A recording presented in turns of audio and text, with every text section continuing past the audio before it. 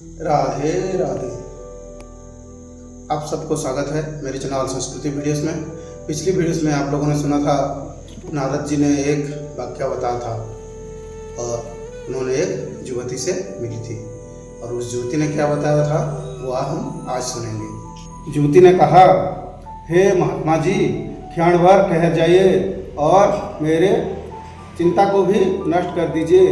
आपका दर्शन तो संसार के सभी पापों को सर्वथा नष्ट कर देने वाला है।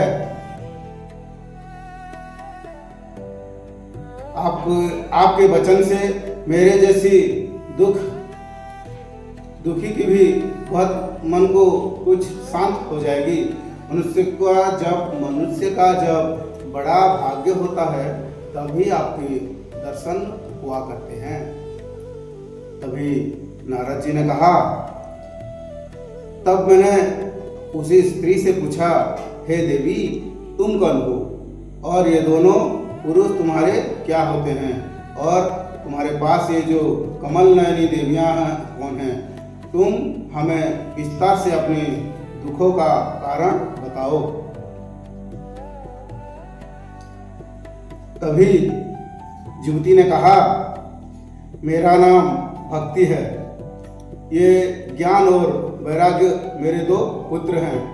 समय के मार से ही ये दोनों ऐसे जर्जर हो गए हैं। ये देवियां गंगा जी और नदियां हैं। ये सब मेरे सेवा करने के लिए ही यहाँ आए हैं। इस प्रकार साक्षात देवियों के द्वारा शोभित होने पर भी मुझे सुख शांति नहीं है। तपोधन, यहाँ पर नारद जी को युवती ने तपोधन बोल के संबोधन किया है। अब ध्यान देकर मेरा वृतांत सुनिए। मेरी कथा वैसे तो प्रसिद्ध है, फिर भी उसे सुनकर आप मुझे शांति प्रदान करें। मैं द्राविड़ देश में उत्पन्न हुई, कर्नाटक में बढ़ी, कहीं कहीं महाराष्ट्र में सम्मानित हुई, किंतु गुजरात में मुझको बुढ़ापे ने घेरा। वहाँ घोर कलियुग के प्रभाव से पाखंडियों ने मुझे अंगभंग कर दिया। चिरकाल तक यह अवस्था कहने के कारण मैं अपने पुत्रों के साथ दुर्बल और निस्तेज हो गई।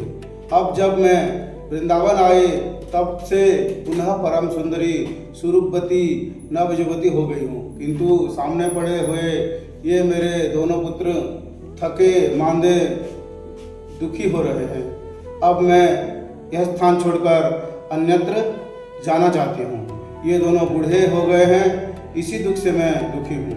मैं तरुणी क्यों और ये दोनों मेरे पुत्र बूढ़े क्यों? हम तीनों एक साथ रहने वाले हैं, फिर यह विपरीतता क्यों? होना तो यह चाहिए कि माता बूढ़ी हो और पुत्र तरुण। इससे मैं आश्चर्यचकित चित्त से अपने इस अवस्था पर शोक करती रहती हूँ।